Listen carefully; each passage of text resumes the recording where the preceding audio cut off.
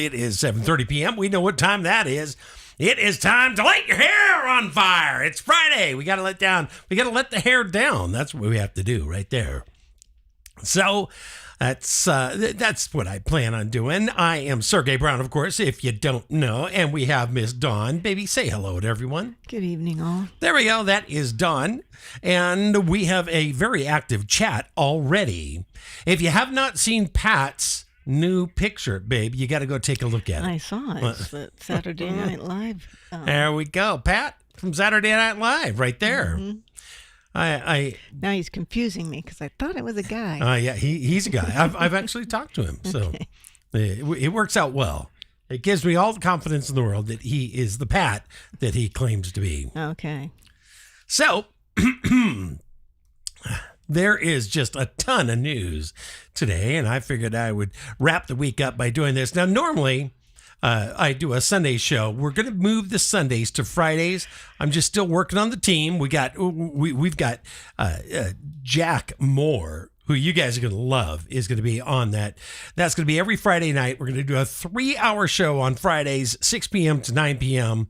I think you're going to like it. It's a round table, so we're still looking for a couple of people. If you know somebody that's a pro, that's got some pro equipment and would be a great addition to my Friday show, hook them up. Let me know. Now, baby, I got to tell you, I am checking my my thing. So I was growing by leaps and bounds. I was thrown off for almost a month, as you know, and then I was locked out for another 2 weeks. Was it April? Yeah, April or May. And then by June, things started to really pick up.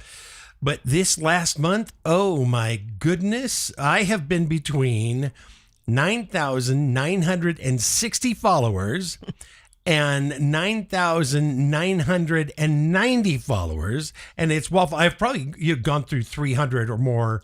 Yeah, I've got you. I don't got you. Oh my God. You, I don't. It goes up, goes down, up by 10, down by 15, up by 12, down by 2. I mean, it's just. And our lives. I mean, we were up to, consistently 800, 9,000. Yeah. Now we get 1,500. 300. Yeah.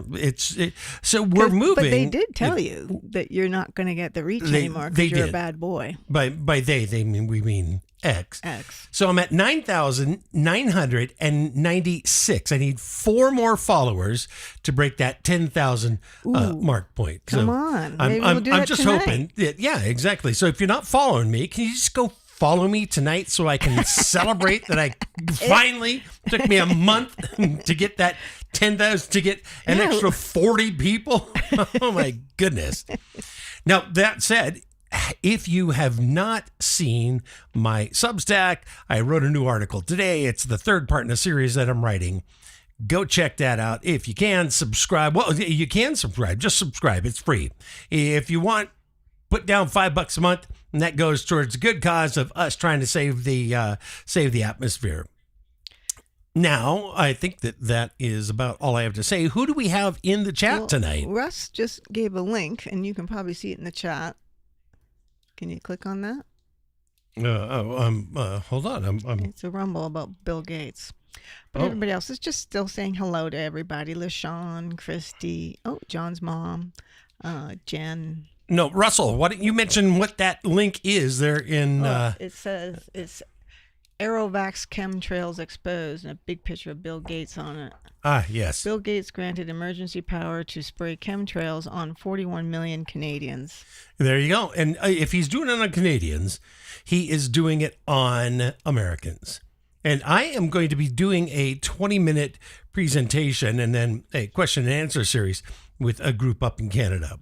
And I'll let you know when that happens and how that all goes. But there's some great people all around the world that are very interested in stopping people just exactly like Bill Gates, who I think should be, in shackles busting big rocks into little rocks. I'd like to use take a gun. Guillotine. Yeah, something that. There you go. Don't want to get us in trouble. Get a rope. So. Trump's friend, Bill Gates. Yeah, exactly. With that, I am going to just get on to our show because I got a lot to cover, babe. Right now, Donald Trump is very close to a deal between Ukraine and Russia. And we're going to talk about that. So, in a stunning turn of events, President Trump isn't just bringing peace to Ukraine, he is shaking the foundations of the globalist agenda. Take a look at this. The highly anticipated meeting between myself as President of the United States of America and President Vladimir Putin of Russia will take place next Friday, August 15th, in my birthday month, babe. 2025, in the great state of Alaska. That's where I was born. I was born in Alaska. It doesn't get any better than this. Further details to follow. Thank you for your attention to this matter. Very, very succinct. You got to love that about him. So, we also saw today that Trump brokered a peace deal between Azerbaijan and Armenia. If that comes, I got it. Sorry.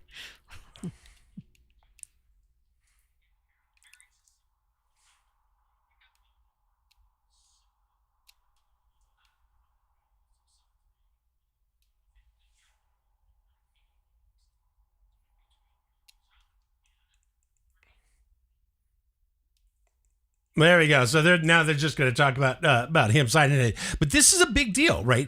What we're seeing is Donald Trump brokering peace when the one world government, the WEF, Bill Gates, Adam Schiff, and of course Lindsey Graham, who is an out and out warmonger, they want war. And by brokering these peace deals between Russia and Ukraine, as well as Armenia and Azerbaijan, Trump has dealt a crushing blow to the one world government crowd and the World Economic Forum people. The so-called global elites have just been put on notice. The depopulation agenda they have been pushing for years is suffering a huge setback. The question is, will organizations in countries like the EU and Britain, the UK, have to restructure, or will they fade into irrelevance? Now, Ireland is on the brink of civil war because of the weapon of mass migration. They pushed the Muslims in, they did not assimilate them, and now there's a problem. Well, we're seeing the exact same thing play out in Britain and throughout the EU. Now what's that city we were just talking about today with the Muslims? Minnesota? In Minnesota and Wisconsin. Wisconsin, yeah. But yes, there's a tremendous amount of problems that we are seeing with this war of migration. And it's going to be tough for the Trump administration to deal with it. But Trump's leadership is reshaping the New World Order. First, let's take a look at the Ukraine-Russia peace deal. Under President Trump's direction, a ceasefire has, from what we're hearing, been brokered, ending the bloodshed and freezing Russia's territorial gains. But this deal isn't just about stopping the war. It's about dismantling the globalist control over international diplomacy for years. Entities like the EU, the UN, and the WEF have pushed the idea of a one world government. It does not work. It will never work. It can't work. It shouldn't work. We need to embrace our unique cultures and love each other for that. We need to put the warmongers out of business. And there's any number of ways to do that. We'll talk about what happened to the insurance guy and all that. But I'll tell you one thing. This is where sovereignty could take a back seat to the whims of unelected bureaucrats and technocrats.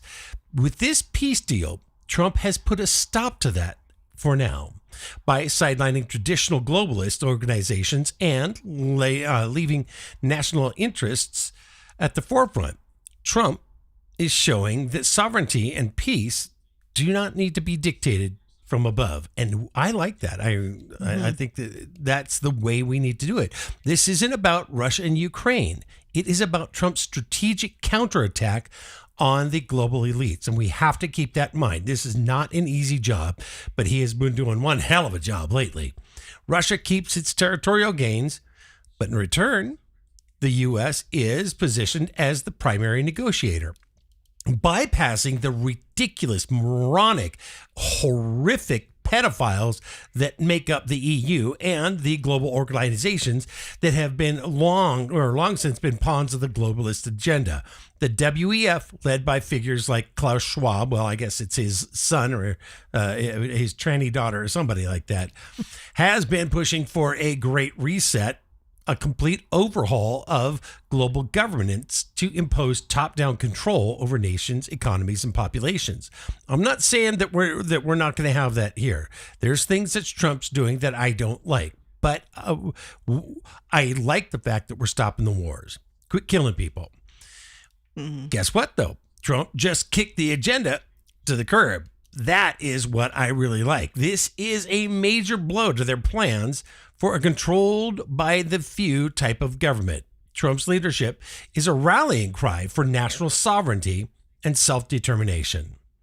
So, to top all this off, he also put a deal together with, as we just saw, Azerbaijan and Armenia, bringing an end to their long-standing conflict over different provinces that they can't agree on. So this deal clears sends a clear message to the globalist powers that we're not taking their shiznit anymore.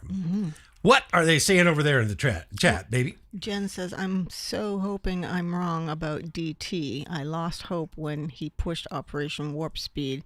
He could be our nationalist savior. And then DPFS said, Jen, he was fooled by everybody around him on Operation Warp Speed. He's far from a saint, though. Yeah. And I mean, it's tough. It's got to be very, very difficult to run a country when everybody around you is lying and you trust some of those people. And that's what happened. So, yes, I share your concern, but it's our job to constantly question government. We do not follow blindly.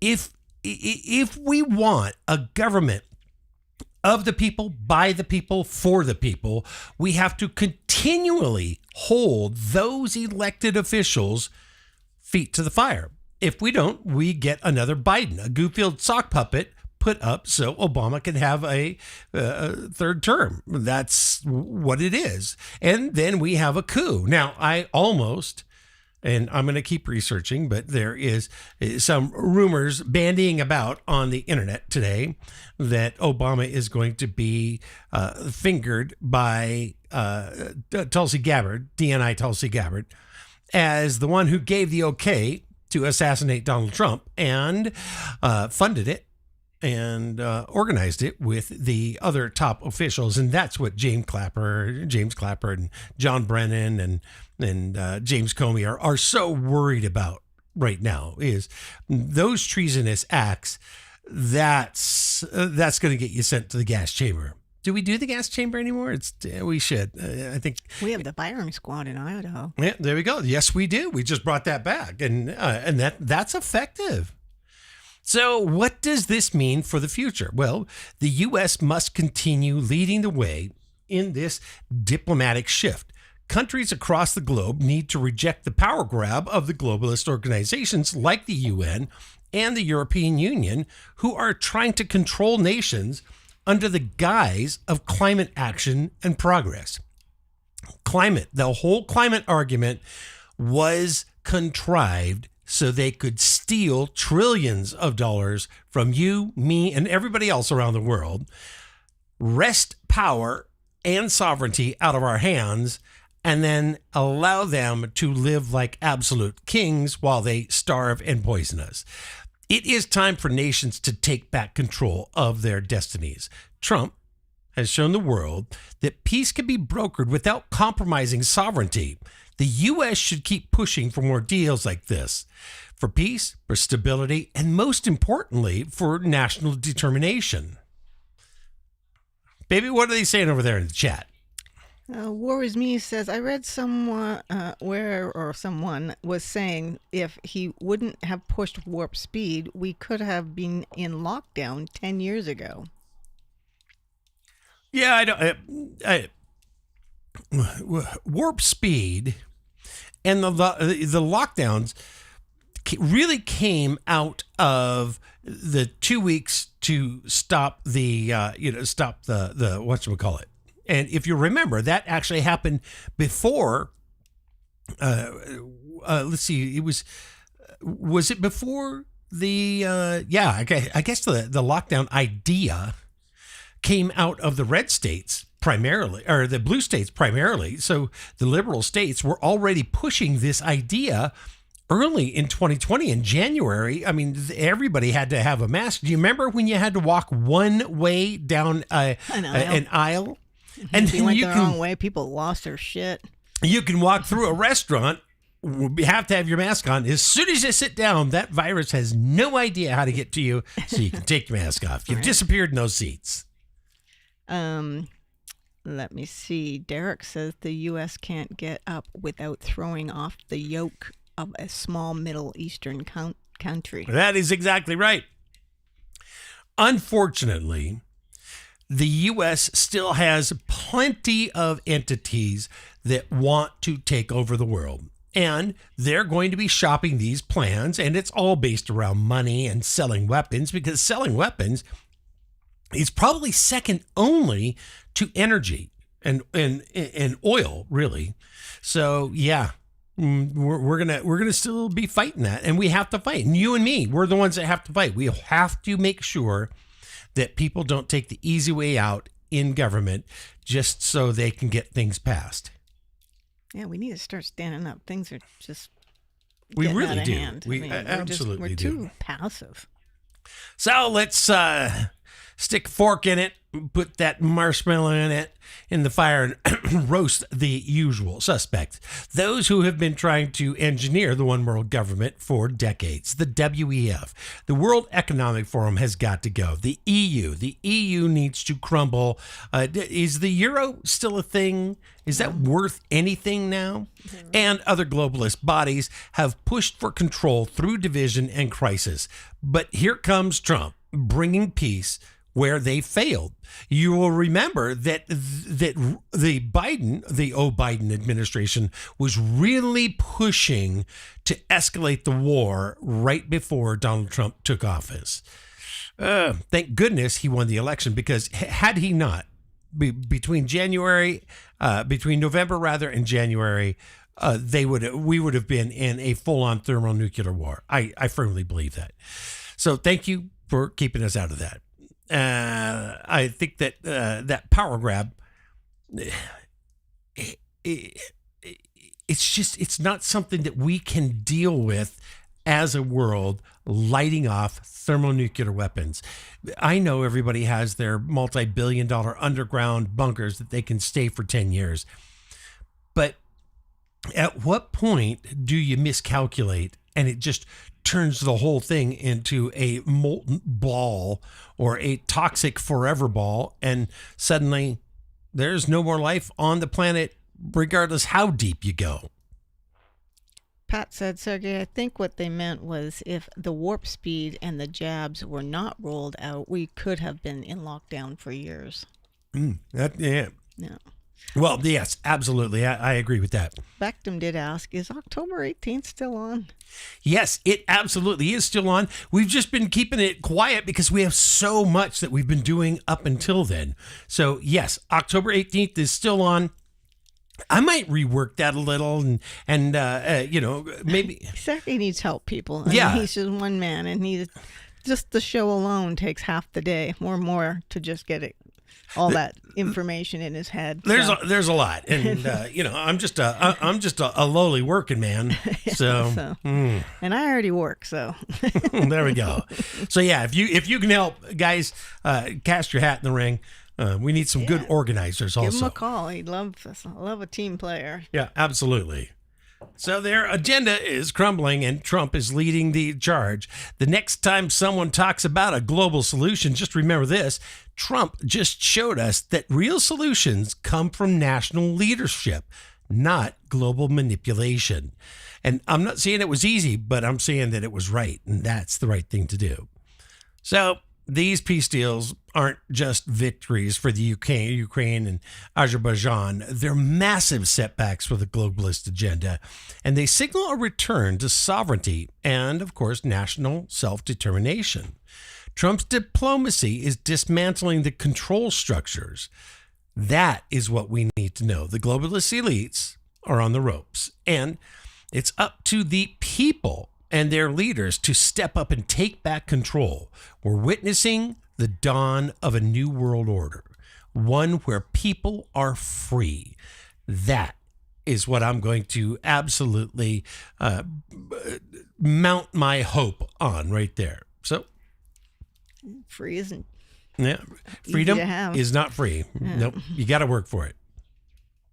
So up next, we're going to dive deeper into how this peace shift is transforming the U.S. foreign policy and what it means to the global balance of power. We'll probably take that on a little later.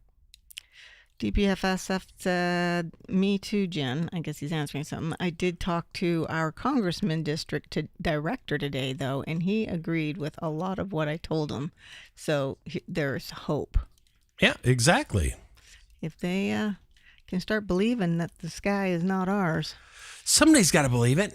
Lord knows I believe that the sky is ours and it's not theirs. That's what I mean. Yeah. So up next, we have got Subpoenas, Spygate, and the Clinton connection and the Frazzledrip controversy.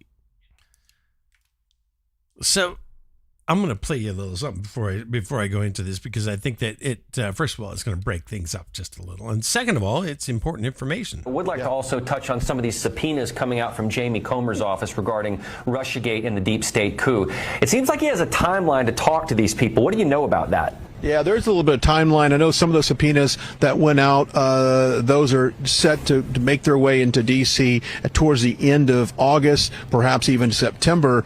But I've also heard, hey, even though we got these subpoenas and we're going to bring them in for questioning, getting indictments is one thing, getting a conviction on some things or another. And if you turn your attention to all of the Epstein information with Bill and Hillary Clinton coming in here as well, there's a lot to uncover there. It's a lot to unpack with this investigation.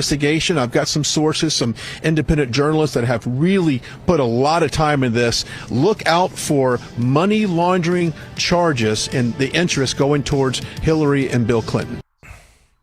There we go. So they are saying that the money laundering charges are coming for the Clintons. Where is it for the Bidens and the Obamas? Where is it for the Bushes? I don't know, but at least we've got this. The subpoenas are flying out of James Comer's House Oversight Office. Biden's family finances, classified document stashes, Epstein connections, and the Clintons once again are in the spotlight. It's a paper trail aimed at peeling back layers of political protection. That's what we have to keep in mind. This is not easy, but as these investigations gain steam, another name keeps bubbling up online, Frazzledrip. It's a claim that refuses to die, no matter how many facts, fact checkers take a swipe at it. This is the purported file name of a snuff film found on the laptop of Anthony Weiner in a folder named Life Insurance. It was said to make even the most hardened New York City police officer veterans cry. It's said to show Weiner's wife, Uma Abedin, and Hillary Clinton performing satanic rituals, abuse on a young girl, surgically removing her face and then wearing it around as a mask to flood the victim's bloodstream with adrenochrome blood. Blood drank in this state is an elite's drug of choice called adrenochrome. And so it's something that we have heard too many times, not just about just about Hillary Clinton, but adrenochrome and the elites and what they do to these kids that are being trafficked. No wonder they have 85, 100,000 kids disappear from the border when Biden was in office. Oh, I can't. That just makes me sick. Absolutely, and it's something that we need to take seriously, because if she is not held accountable, then there is absolutely no justice in America. Obama needs to be held accountable. Mike Obama needs to be held accountable. The Pelosi's need to be held accountable. Schumer's, the Bushes need to be held accountable. All of these just horrific people, Bill Gates, George Soros, they have to have their day of justice. That's all I'm saying. Human beings say there is no justice in America. No, it's well, there is. There's a lot of justice. It's just on that little level where we all reside. The middle level, it's subjective, right? It's they can decide whether they want to or not, depending on if that person does what the what the overlords say. And then the high one, will we ever see the Clintons? I don't know. The DPFS 98 says, yes, my nephew watched Hillary do this on the dark web. I don't know, it's 1.0 years ago. Disgusting. He actually saw it. I've heard that there is a video that is on the dark web. 10 years ago. He said not 1.0. Yeah, 10 years ago. It is. They say that it was smuggled out of custody. A copy of it was smuggled out of custody. Huh. And it is supposed to be there. Evidently, Uma Abedin and Hillary Clinton were secret lovers anyways. And everybody knows that Hillary was a lesbian. I don't care if you're a lesbian or not. You shouldn't be cutting the face off a child. I'll tell you that. But they were naked. Where do you even get pleasure from this? These are people that should be locked up. They're psychos. They're psychotic. They're exactly. Serial killers. Yeah. Well, and we have the rumor that Chelsea Clinton, the Clintons gave their young daughter to these packs of demonic wolves, and she was. I agree, Christy. They are assaulted just for years, and what it does is it deadens their ability to care about anyone or anything, and then money, Beckham money, says the power, overlords. control. Yeah, that's exactly right. Yeah. You're exactly right. So we'll see. We'll see if there is a come to Jesus moment. I am hoping that there is, but who knows? Crazy Texas Ray says, anyone seen the series called The 100? It's all about the elites in a bunker mountain, and nobody can be on Earth for 100 years, cause of nuclear fallout and harvesting blood from prisoners the elites capture. Wow, it sounds like predictive programming. Well, maybe not predictive anymore. It sounds like, they're just flaunting it. Oh, that's just right. Like everything we see on TV, it seems to come true. Hollywood's in with the elites when it comes to Hollywood. Absolutely is. So, someone did bring asked, but did say, hold on, I have to go back. Oh, sorry. No, that's okay. Yeah, go ahead. If I see it again, I'll say it. So I think that first, the verifiable side, Biden probe. Comer is targeting bank and credit card records tied to allegations of foreign-funded personal expenses.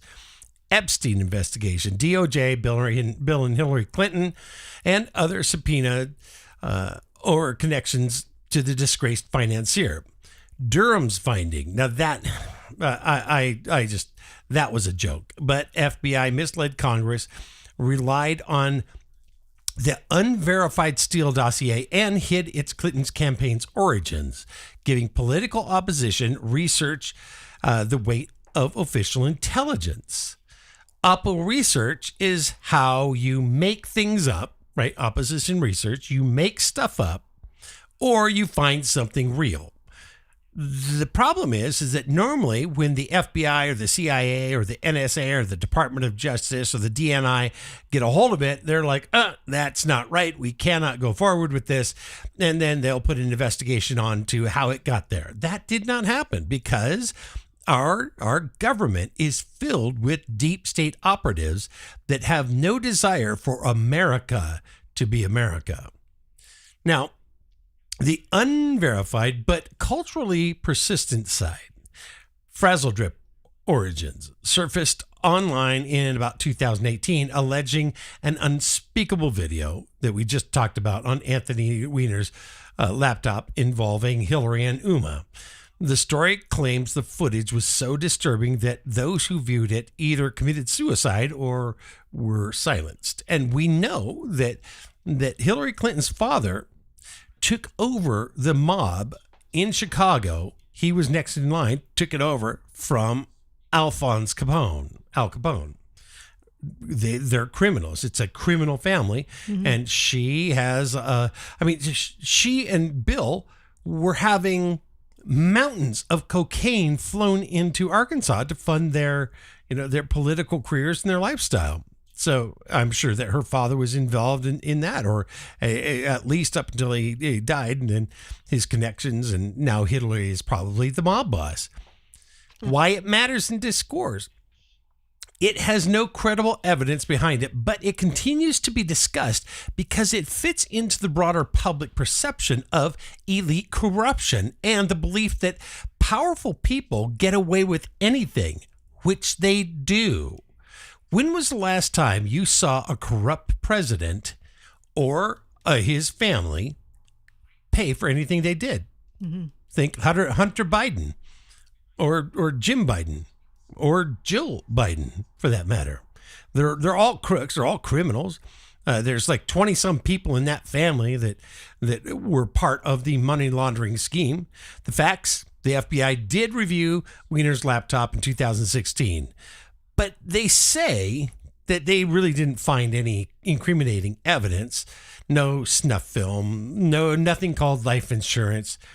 Stills circulated online, as did the video on the dark web. So it'd be interesting to see what's going on there. Claims about adrenochrome harvesting are rooted in fictional narratives tied to things like QAnon, not verifiable science or law enforcement evidence. But it keeps popping up, and the tie-in to the occult is clear, because one of the things that we have heard in the past decade is that maybe vampires, the vampire myth, if you will, came about from people scaring, vampires are scary, scaring children and then drinking their blood. So, yeah. So this dual reality, documented subpoenas and hard evidence on one side, and questionable but sticky conspiracy narratives on the other. It's shaping how the public processes corruption allegations. And my concern is that we are going to get to a point, so many people are now very aware, acutely aware, that our government is filthy dirty, the dirtiest. It's the worst government on the planet.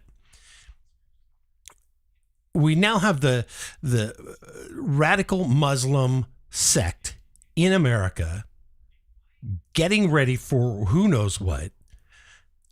I'm just curious, when do people start taking up arms and tell the government to go to hell?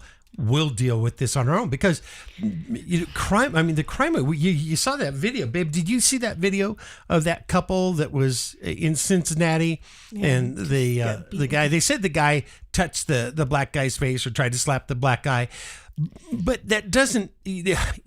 I mean, I worked in the bar business. Yeah, I mean, exactly. You don't just then mob. I mean, there were 10 other people, 10, 15, 20 other people jumped these three or four elderly, not elderly, but and then, I mean, fractured her skull, broke her jaw. Yeah. So it happens. I mean, remember that game, that sucker punch game where they would, just punch Don't know that white game, people. honey. And I'm not being racist here. It's so easy to throw that damn word around. I'm saying that this is a cultural shift where we have allowed a segment of our population, anybody that's not white, to go uncharged. Look at Jesse Smollett. Mm-hmm. He claimed that 2 white guys jumped him with a MAGA hats, and said that this is their country or something. Didn't happen. And well, with riots happened. Mm-hmm. The hands up, don't shoot, right? In Ferguson, Missouri. That never happened. He never said that.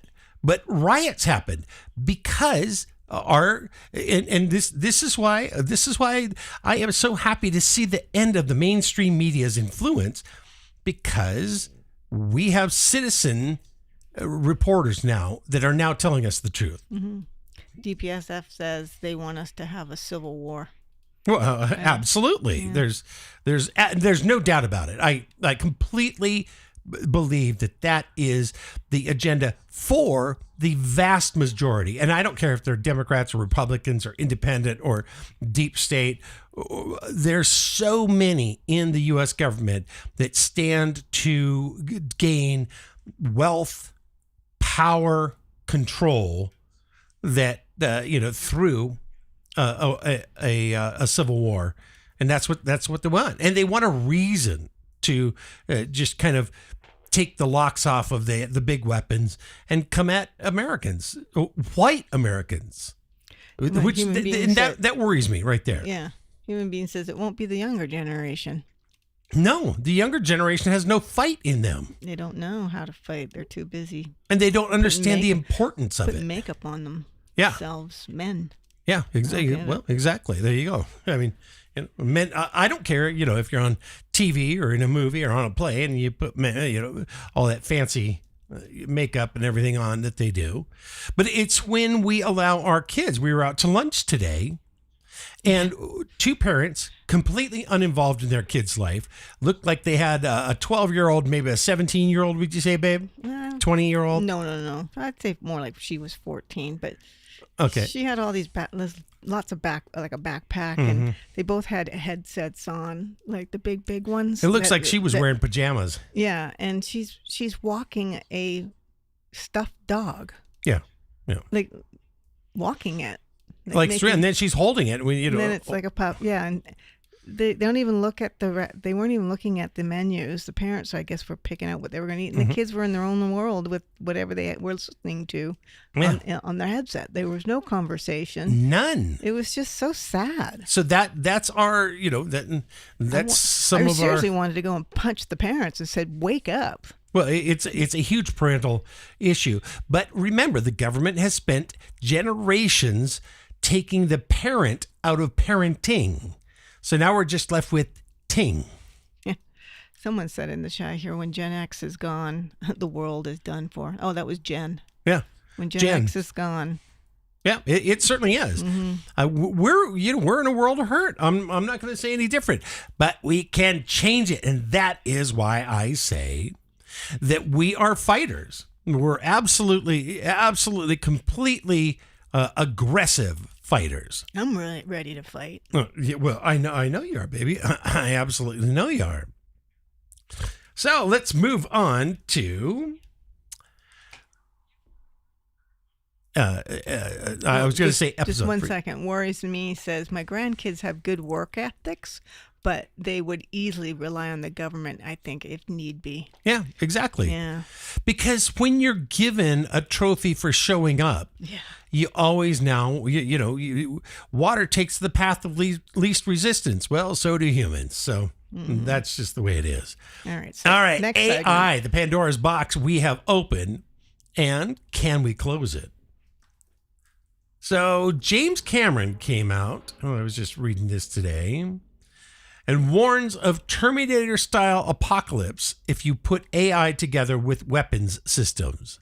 Now, we know that our government has tried to put in bills like the One Big Beautiful Bill, very dangerous weaponization of our powerful weather operating system we mounted thousands of calls and emails, and thank you everybody so much for that.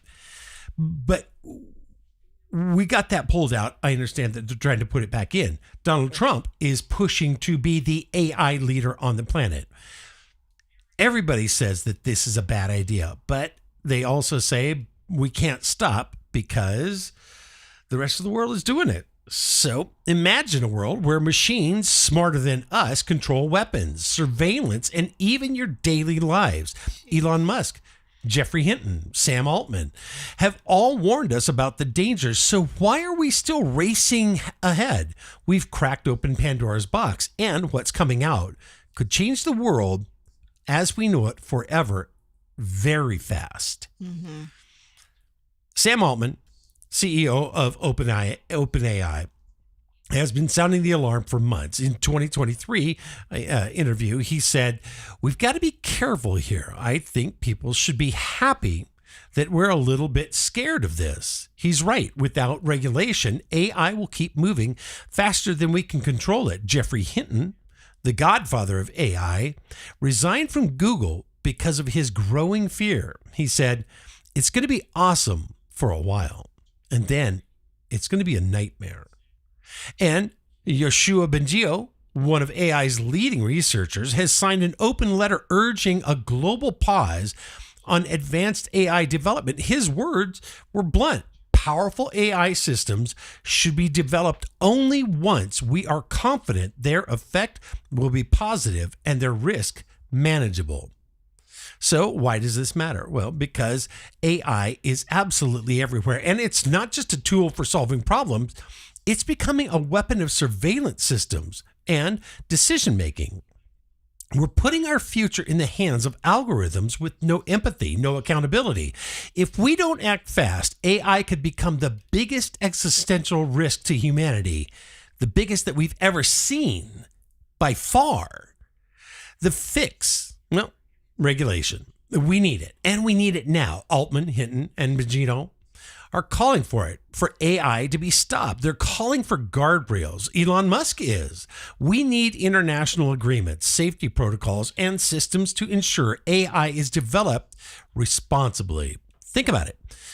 Just like we regulate nuclear weapons and aviation, we need to regulate AI. Mandatory kill switches for military AI, transparency in algorithmic decision-making, and international treaties to limit autonomous weapons. This is about keeping control in human hands. Without it, we risk losing control over AI entirely if we haven't already lost. AI is growing so fast that we may be behind the eight ball already. What are they saying over there in the chat? Well, I do want to recognize our first Substack one tonight message, and it is known middle name. And just saying, you're saying what everybody's thinking. Thank you. It is my pleasure. Known middle name. Is it KOWN? Known? Yeah. Okay. No middle name. No. No middle name. Oh, yeah, sorry. KNOW. Yeah, there we go. Yeah. Well, thank you very much for putting that up and holding down Substack for us tonight. We're going to try to grow Substack. Yeah, so share it with your friends. And honestly, guys, if you can migrate over to Substack and start watching me there, it's going to help a lot because I really want to get off X. We are and it's not just me, it's the entire team. It's so many people that are involved in the Clear Skies movement and other geoengineering, anti-geoengineering groups are being literally eradicated by AI. XAI was sold to, or X was sold to XAI. God, I hate those names. XXXX. It's like a porno, only it's just one ridiculous name.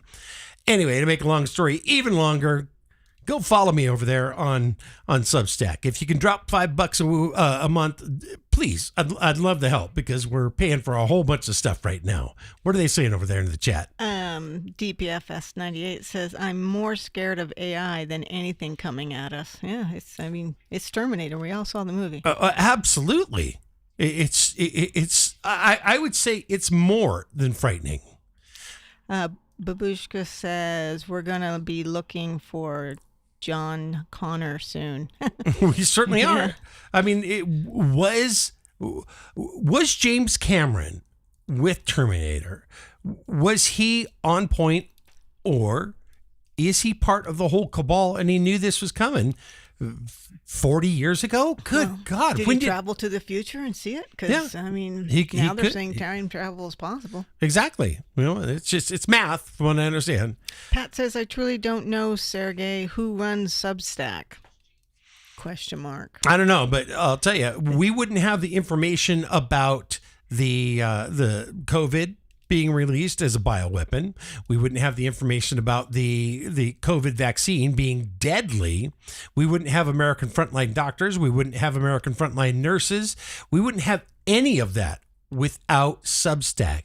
Substack is where they all went to because it was a freedom of speech platform. Mm-hmm. So and a lot of articles were released there too. Yeah. You write a lot of good articles. I like to write. He's a good writer. Go read his stuff. It's really good. Yeah, I wrote a book, so maybe we'll push that sometime. Everybody. I don't know. I love writing it. So we're at a crossroads. The technology we've created can either make us stronger or it can absolutely destroy us. The future of AI is in our hands. Do we allow unchecked corporate greed, or, military greed, really, to control our destiny, or do we demand safety, transparency, and oversight? The problem is if America stops, the rest of the world goes. So we're kind of stuck in this. Who shared this? Jen shared a link, and I clicked on it. It says, this is ChatGTP conversation is insane. User, are human beings being deceived about AI? Chat, yes. User, who's planning this? Chat, elites. Are they being told to do this? Chat, yes. By who? Non-humans. Well, so we have seen the story of non-humans since before the dawn of time. It really is something that the Nephilim, if you've read any of the 12th Planet, right, Zachariah Sitchin, all of that, you really get an idea that there's somebody else out there, and we may not be the biggest, baddest dog in the fight. But we don't have to be. All we have to do is be smart and work together. The reason that ants survive is because there's just so damn many of them. Vectum said, I knew COVID and the shots were bioweapons from other platforms, but I'm sure Substack did its part as well. Yeah, I agree. Well, we are going to have a segment that is meant to be a little more fun. Now, this is we keep going on this little journey, and I kind of wanted to start painting a picture about what it would be like if a group of us, let's say 100 of us, got together. Going on that, I love that idea.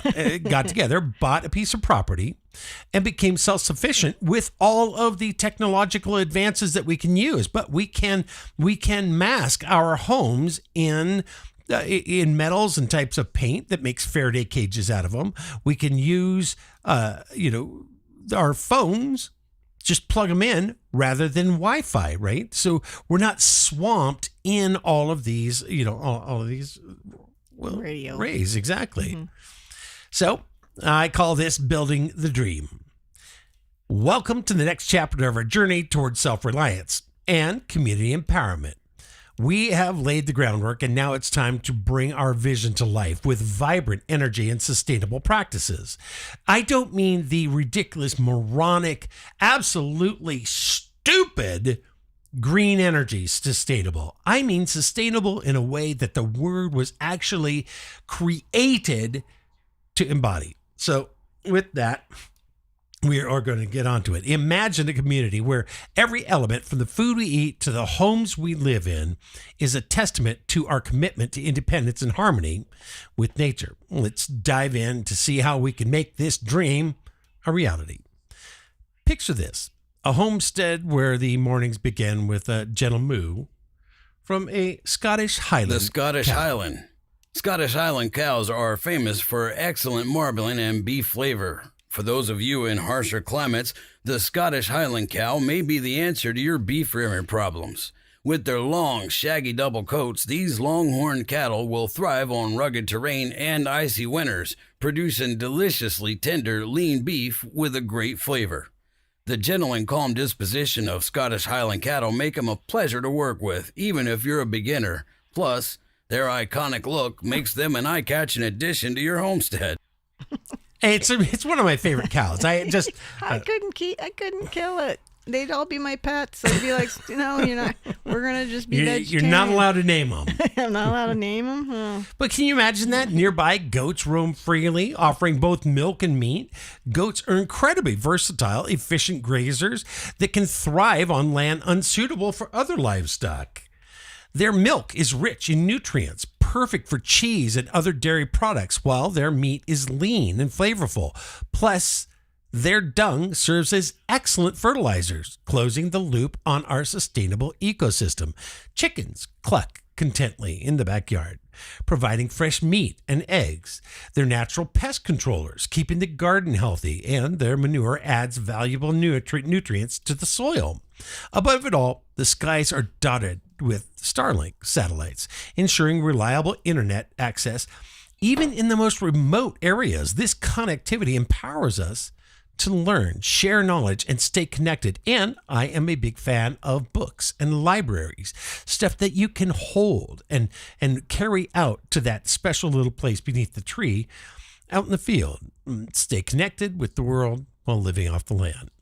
Our homes, well, built from the earth beneath our feet. Earthbag construction offers an affordable, eco-friendly alternative to traditional building methods.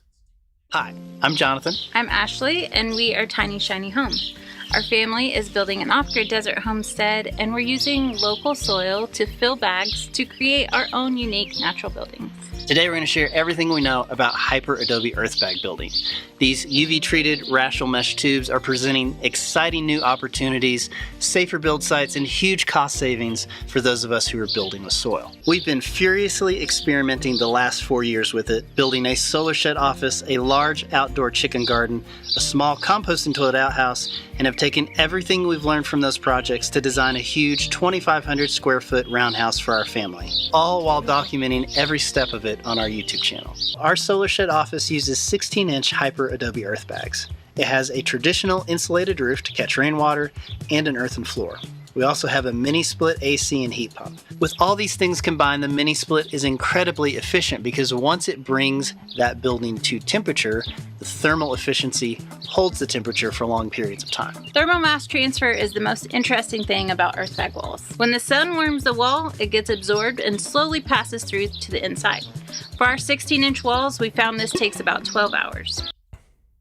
Wow. So they're beautiful. Right? And you can build them in any shape you want. They don't have to be round. They don't have to be square. You can literally make them look like a starfish and build an incredible home. They're good to like over 300 mile an hour winds. I mean, it's incredible how strong these homes are. Jen says, my boyfriend doesn't want to go to a community, so he gets left behind. Yeah. Tell him that he can visit whenever he wants. I like that. Well, so do I.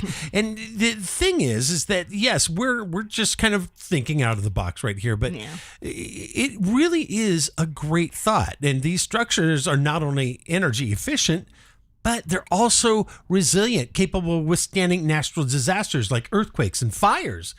Babe, what are they saying over there? Well, human beings, talking about the cattle, roam free under a toxic sky.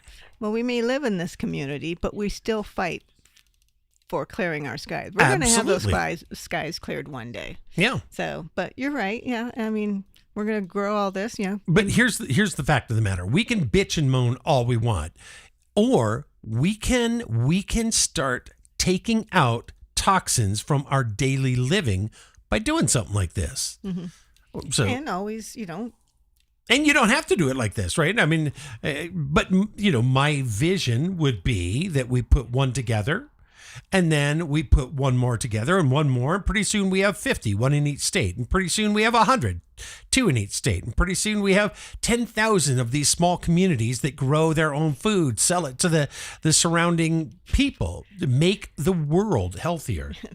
Yeah, John's mom's being little negative here. You realize this would concentrate all the thinkers and doers in one place and create sitting ducks if the globalists decide to go for it. I certainly understand that. But like I said in the past, that we would make sure that we build an underground bunker that is strong, deep enough, and can hold 100 people, and we can live there for years if we had to. And then it's like that old hair shampoo. And then you told someone, and they tell two more. Yeah, exactly. Then those communities are all popping up all over the nation. That's all we have to do is set an example. And then come get us. We're ready. Empowering it can be all clean, renewable energy, not moronic renewable energy like the big windmills that destroy everything, like the horrifically toxic solar panels. Turbulence micro-horsepower turbines harnesses the flow of water to generate electricity, providing off-grid power solutions that are both reliable and environmentally friendly. These systems are scalable, making them sustainable for everything from individual homes to entire communities. Let's take a look at this.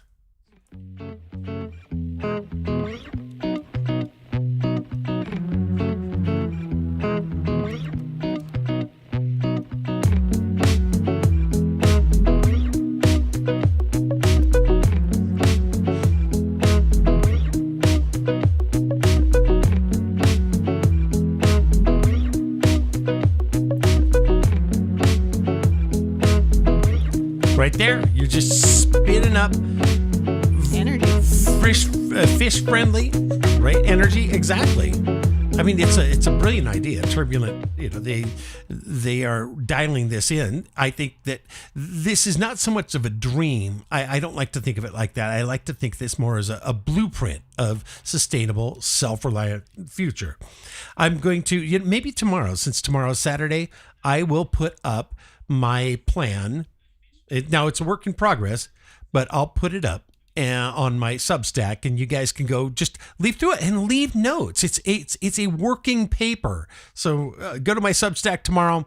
I should have it up tomorrow morning, and then you can just start taking a look through it and say, hey, Sergey, have you thought about this? Or did we think about that? And then we can just start building that idea. And it doesn't have to be us that does it.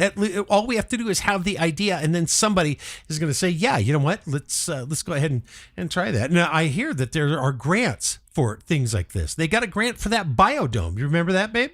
Mm-hmm. I mean, and that cost a fortune. Right. Just a fortune.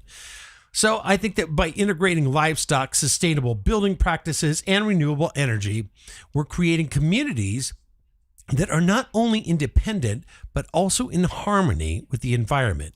It's about taking control of our food, our homes, and our energy, and building a future where we can thrive together with our children. And that is important because our children's brains are being absolutely stolen from them. We have a question, I think, on Substack. Oh, another one. Praise our Lord. Geoengineering watched on YouTube. Mm-hmm. HARP. When it's turned, we lose some of our atmosphere into space. True or not? Well, HARP is a frequency. It's very powerful, 1 billion watts per each HARP station. I know that they say there's only one in Alaska. That's not true. We've heard that there are as many as 100 around the world. They are used to raise and lower the ionosphere, but they also can affect the Schumann resonance. I'm sure that they can affect the bubble that we have wrapped around us, that we lose a little bit of that atmosphere. Now, we do normally anyways through the ozone layers. The ozone layer opens up and closes in different spaces, different times. So we lose our atmosphere normally. But you're right to be concerned. And HARP is the least of our worries if the neutrino ice project, Project Ice Cube, is is part of it. Boy, we are just absolutely screaming through this hour, babe. This do you guys like my new format rather than having one topic for the entire show, breaking it up like this? Because I enjoy it a lot more. We'll see what they say. What else? What else? Bill Gates already thought of poisoning the water and is doing it in Ohio, I believe. Governor gave permission. DPSF 98 said that. I tell you, ever since John Kasich came out of Ohio has been in horrific trouble. Well, I guess they were before. But beautiful state, just fantastic cities. Cleveland, I understand, is just magnificent. But we're being mismanaged on purpose by a small group of people. Get people together in Ohio. Put a Clear Skies movement together. We don't just have to deal with the atmosphere. We can deal with the water. We can deal with vaccines. We can deal with any absurdity that they throw at us. Anyways, that brings us up to the end of our program. I will see everybody Monday. Remember, I'm not doing the Sunday show. We're going to move the Sunday show to Fridays. We're going to start doing a three-hour multi-person show on Fridays. So we'll have a lot longer to talk to you. Chosen said, do 2 hours. Well, Fridays will be 3. Fridays will be 3. For all of us, I am Sergey Brown. Follow me, by the way. I'm like 3 or 4 people away from 10,000. If you're not following me, go follow me right now, right here on X, so I can get over that 10,000 hump and hopefully break the algorithm. Anyway, I'm Sergey Brown. I'm Dawn. And we'll see you Monday.